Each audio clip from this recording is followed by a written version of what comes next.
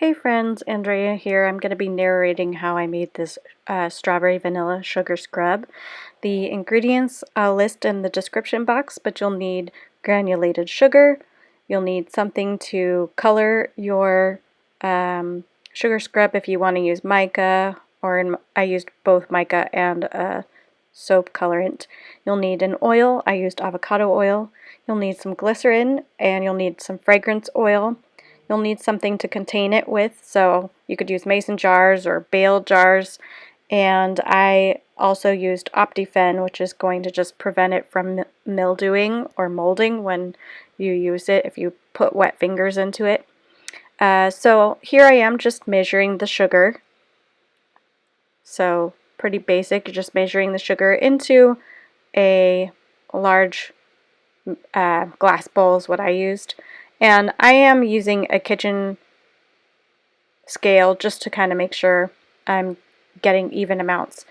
You'll notice I did measure the strawberry seeds just then, and when I put the strawberry seeds in, I set aside half of them for later. Now I'm just adding my mica.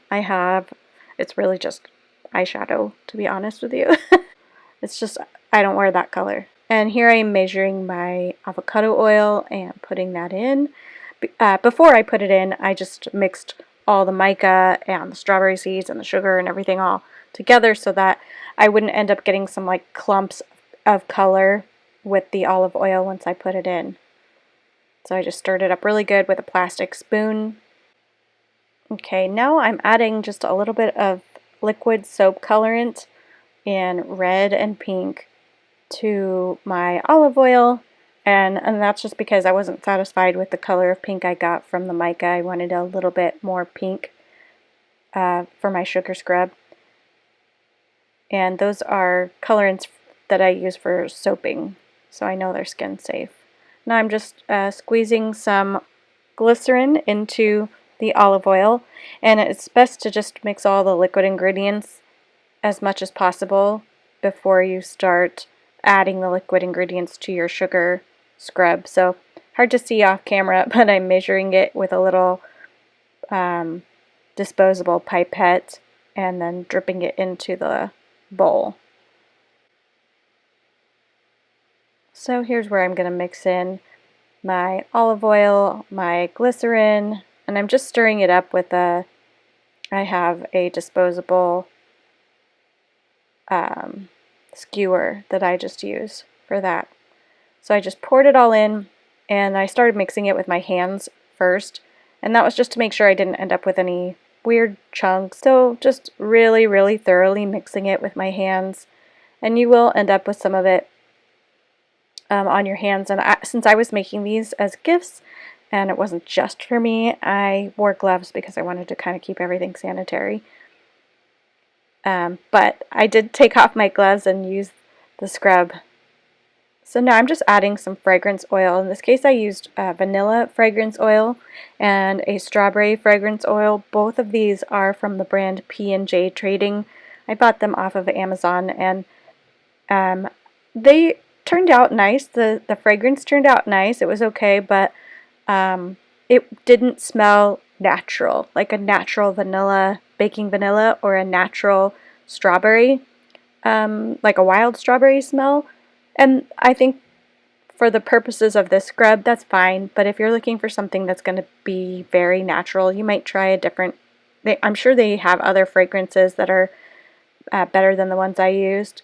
These just happen to be the ones I used. And I just thought I would warn you guys that, because while I was happy with it and the smell is nice and it leaves a lovely fragrance on your skin, if you're looking for something that is truly going to smell like the real thing, then that's probably not going to fit the bill. But I was happy with it. It had a really nice scent, I guess, payoff after you used the scrub. It left a little bit of fragrance on your skin, which was nice. So I just mixed that in really, really well with my spoon. And then I have some Optifine. Now, I'm just going to say that if you never used this before, you probably don't need it for at-home purposes if you're just making a single batch of sugar scrub, but I was making a batch of, I think I made 14 or 15, something like that. I made a lot.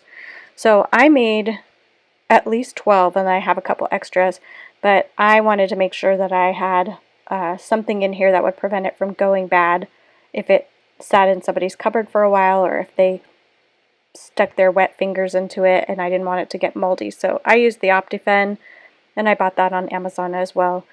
But if you're just using this, making a single batch for at-home use, you may not need it because you're going to use it up pretty quickly. But I will also say make sure you're following the instructions on the Optifine, because if you use too much, I don't think it'll cause any problems, but it smells very sterile. I don't know, it smells like a doctor's office. So it doesn't smell nice, and you might want to put it in first and then add your fragrance on top of it if you're worried about it smelling. So here I am just kind of filling in my containers. These are containers I found on Amazon. I think they're 4-ounce containers. The original recipe called for using an 8-ounce container, and this is just what I had on hand. So I got the recipe from Brambleberry, I think, brambleberry.com, and I altered it to use what I had on hand. So I'll probably just link to the original recipe, and then if you guys want to check out my own recipe, I'll maybe I'll post that on my website or something like that so you guys can see it. But yeah, I'm just filling up these containers, and I ended up making 2 batches of this sugar scrub. So I don't remember if this is the first or the second batch, but I made 2 batches, which ended up giving me, I believe, 16 sugar scrubs total. So I'm just making sure I use up every last bit of that sugar scrub and add it to my containers. And then my last little thing that I do is I reserved some of that strawberry seeds at the beginning, and I'm just sprinkling a little bit on the top for decoration. If I had thought about it ahead of time, I would have maybe like done something, maybe make a little soap out of strawberry and put it on the top, or some little other decoration. I think they'd be cute if they had like a freeze-dried strawberry on the top, but that was just what I thought of. And then I closed them all up, and the containers that I have, when you close the lids, it's got like a little seal on the top, so it's kind of like a self-sealing. So that's how they turned out at the end. And the final step was I made some labels using Avery labels. I just printed them off on my laser printer, and it added a nice touch.